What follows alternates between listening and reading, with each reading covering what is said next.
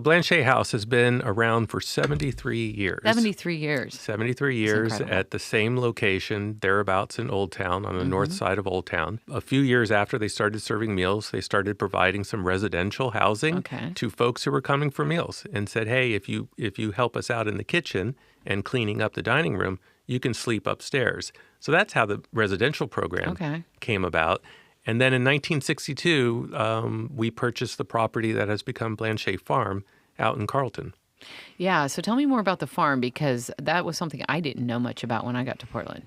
Yeah, the farm is a very unique program nationwide. It is a farm-based rural program that is devoted to people struggling with addiction.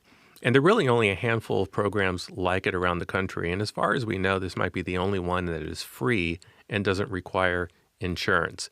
But that kind of remote, rural, farm-based program is just magical for people who've been struggling with addiction. And so it's been a wonderful program.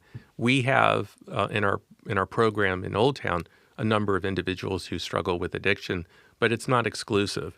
But at the farm, it is a peer-supported community of people with addiction. We can't say enough about the generosity of people who just devote so much of themselves to supporting Blanchet House and Blanchet Farm, whether that's through financial donations, volunteering, donating clothing, just lots of ways that people can and do engage with us, and they really do sustain that. And so it's a lot, and we have grown a lot in the 6 years that I've been there.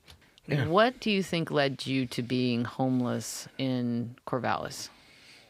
My stubbornness. Okay. Being just, wanting to do my own thing instead of working, or, I had an opportunity. I was in an apartment and I could have gotten a job and stuff like that, but I kept goofing off. Winter comes and you start getting cold and rained on and, that kind of thing. So, it makes it tough. Yeah. So what do you say to people who say, oh, people just want to be outside? I don't think so. I think that they don't want to be outside. We're stuck out there, and there doesn't seem to be a way out. It doesn't seem to be. There is, but it doesn't seem to be when you're in that position. And we didn't have the opportunities down there. You don't have this outreach programs, and here in Portland there are opportunities and stuff. You just got to seek them out.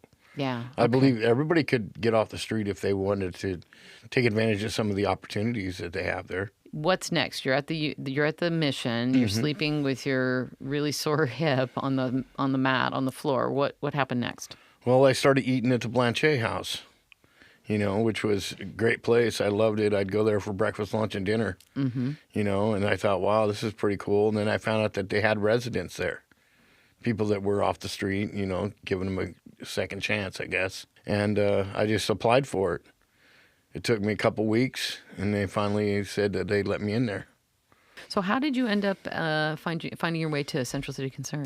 Well, I heard about it because I talked to some of the barrel pushers. Okay. And I thought, that's a good way to give back, After all the living on the streets that I did and the messes I made, going around and picking up, gives you a second chance. Your background doesn't matter, if you have a bad work record and you have background checks, all that good stuff. They see past it. And I thought, wow, maybe I should try this, give it a shot. And that's what I did. I just applied through CCC down on 2nd Street at the Job Access Center. And, yeah, it was And what was your first job? pushing a barrel. Oh, that's great.